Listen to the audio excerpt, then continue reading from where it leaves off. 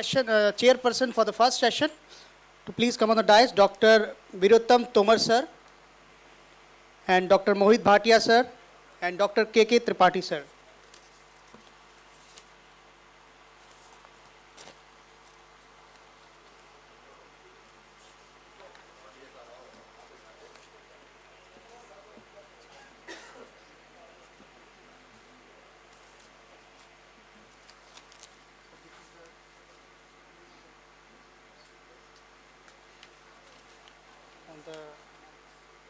Mic did it, mic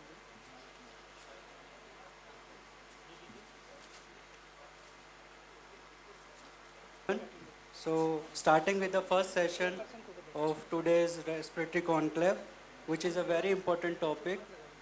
Topic is based on endobronchial ultrasound, and without wasting time, I invite our first speaker, who is Dr. Swapnil Pathak, and he will be talking about the role of EBUS in transbronchial needle aspiration and TBCNA in difficult undiagnosed mediastinal lymphadenopathy.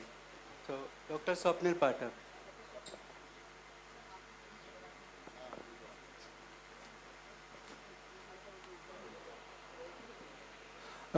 Just I would like to call speakers. Please come on dais. Dr. Sansan Mittal, Dr. Swapnil. Dr. Swapnil. Yes.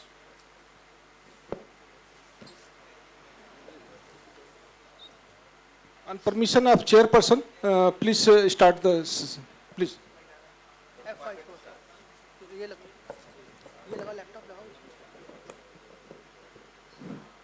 Check. Hello to all the chairpersons, my seniors, faculties, all the delegates, and great good evening to all of you. I myself, Swapnil Pathak, I'm currently pursuing my DNB residency, pulmonary medicine from Max Super Specialty Saket. So the topic for today is EBUS bronchoscopy. So, I will change the slide.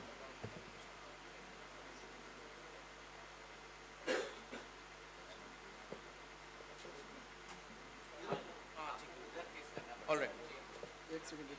I'll just go there.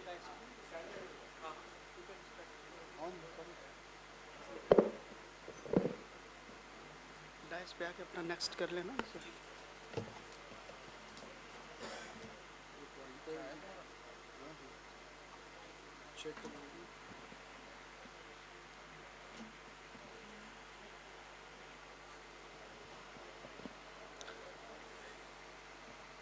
So the history and background of EBUS. So what is EBUS? So it is an endobronchial application of ultrasound. This has been described first in 1992. The following years, the technical difficulties had to be resolved, and a clear view on the indication and diagnostic properties of endobronchial ultrasound had to be developed. Many pathologies of the airways involve the bronchial wall and the parabronchial structures.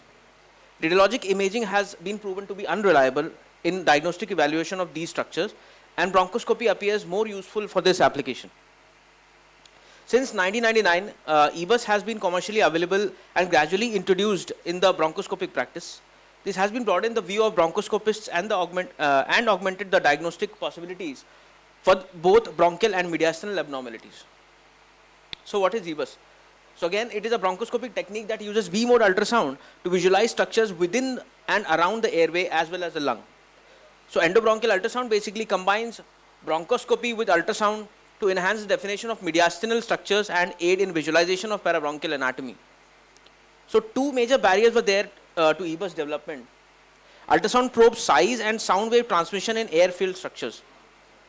So ultrasound engineering advances allowed the former barrier to overcome, while the later surmounted by the integrated fluid-filled balloon system that is around the EBUS probe, thereby for a sound wave transducing medium interface to exist between ultrasound probe and the airway wall. So basically an ultrasound works on the principle of acoustic impedance. So what is an impedance? Impedance is the resistance offered by a soft tissue against the ultrasound waves. So to get an ultrasound signal between two soft tissues, the difference between the acoustic impedance of two soft tissues gives the ultrasound signal. So basically what is ultrasonographic coupling is around a probe of EBUS, there's a balloon integrated in it. We fill normal saline or sterile water. So thereby, there's a medium that has been created between the probe and the airway wall. So therefore, providing a better image. So that's the scientific basis of ultrasound as per the piezoelectric effect. So once from the ultrasound probe, the transducer, how ultrasound wave is produced, goes to soft tissues and then comes back. So basically works on piezoelectric and reverse piezoelectric effect. So depends upon the frequency from frequency of the ultrasound wave and the transducer size. So lower ultrasound frequencies provide better penetration depth with lesser resolution, and higher frequencies provide better spatial resolution but less penetration depth. So for EBUS application, the frequency of ultrasound waves used are in the range of 7.5 to 30 megahertz. Currently, there are two types of EBUS probes that is being utilized for diagnostic application. Ultra miniature probe, 20 to 30, ultra miniature radial probes, which are in the range of 20 to 30 megahertz, and another probe is convex or curvilinear or linear probes. So as we can see, this is a radial probe, and with the integrated balloon system with filled NS.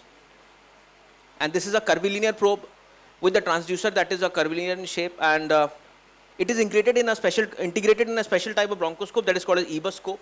From this EBUS scope, from the working channel of this scope, we can insert TBNA needles or cryoprobes.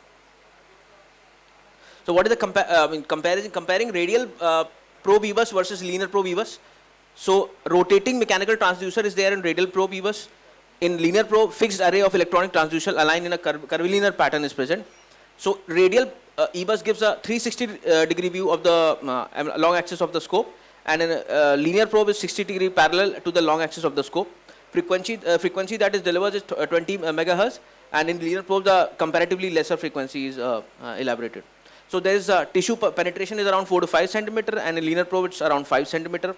In radial probe the image quality is very good as compared to linear probe. Currently not possible to identify airway layers, but we can identify airway layers in radial probe. That is what the difference is. In radial probe EBUS we can differentiate between the layers of the airway wall, but in linear probe we cannot do that. Real time TBNA cannot be possible with radial EBUS, but we can go for we can do that in linear probe EBUS. So Doppler can be integrated in a linear probe EBUS, but we cannot do it in radial probe EBUS. So radial probe passes through the working channel of a flexible fiber optic video bronchoscope, enables the evaluation of peripheral lung nodules, whereas convex probe incorporated into a tip of a dedicated bronchoscope allows a real-time imaging and sampling of the tissue. So we will not go into details of ultra miniature radial probes. We will focus on the convex probe EBUS. So convex probe EBUS bronchoscope available have a built-in curvilinear ultrasound transducer with a larger distal diameter around 6.7 to 6.9 mm compared with a standard bronchoscope. White light video bronchoscopy occurs at an oblique angle with EBUS at 90 degree from the longitudinal axis. So dedicated biopsy needles are available in the market that are called as TBNA needles, around 19 gauge to 25 gauge with a variety of tip styles, are inserted through the 2 mm working channel to perform aspirations of the target lesion. That can be a mediastinal lymph node, that can be a mass. Real-time EBUS imaging displays needle penetration through the tracheobronchial valve into the into the target during the biopsy maneuver. If there is a difficulty in achieving adequate EBUS images because of poor ultrasonographic coupling, a saline-filled balloon surrounding that we've discussed earlier, that a saline-filled balloon can be it's already integrated in the probe. So basically, it surrounds the transducer and can be used to improve the imaging quality. In addition, Doppler capabilities allow a vascular structure differentiation, which minimizes the risk of unintended vascular puncture in case of curvilinear probe EBUS. So basically, this is a EBUS TBNA needle showing this VisiShot 2 system, and we can see the curvilinear EBUS with the TBNA needle integrated. So it's a whole EBUS console with the bronchoscope and various kind of needles that are being used. So what is the clinical application, as we say, the indications of EBUS bronchoscopy? So for evaluation, basically it's in general, but we focus more on the indications of EBUS TBNA. So what is EBUS TBNA? Endobronchial ultrasound guided transbronchial needle aspiration. So it's for evaluation of mediastinal masses and mediastinal hilar nodes, which are more than or equal to 1 centimeter, So via EBUS TBNA or via EBUS TMC or via EBUS IFB. Diagnosis, staging and restaging of lung cancer, especially non-small cell lung cancer. Evaluation of pulmonary, nodule, endobronchial or peribronchial lesions. And to guide certain therapeutic interventions, like example airway stenting. So technique of curvilinear probe EBUS TBNA. So EBUS may be performed under conscious sedation or general anesthesia depending upon the anticipated length of procedure. Local anesthetic may be administered to minimize cough, and the flexible bronchoscope is advanced for an initial airway exam. Bronchial segments and subsegments are identified and secretions are suctioned, and 1 to 2% lignocaine is administered to further minimize the cough. So after initial airway examination via the flexible bronchoscope, it is removed and then the EBUS bronchoscope is advanced. While EBUS is performed, the bronchoscope simultaneously visualizes the ultrasonic and bronchoscopic views on the display. EBUS can help differentiate normal parenchyma from a malignant tissue by its sonographic appearance. After sonographic confirmation of the biopsy site, the transbronchial needle aspiration, the TBNA needle is advanced through a 2.2 mm working channel of a bronchoscope. This needle may be 21 or 22 gauge and can be advanced up to 40 mm. A stylet or a wire is present in the needle at the time of insertion to clear the tissue that have may collected while crossing the bronchial or tracheal wall. The distal end of this needle is grooved, rendering it hyperechoic and improving ultrasound visualization. So after lymph node or tumor is punctured, the needle is connected to suction and excursions are made in lymph node.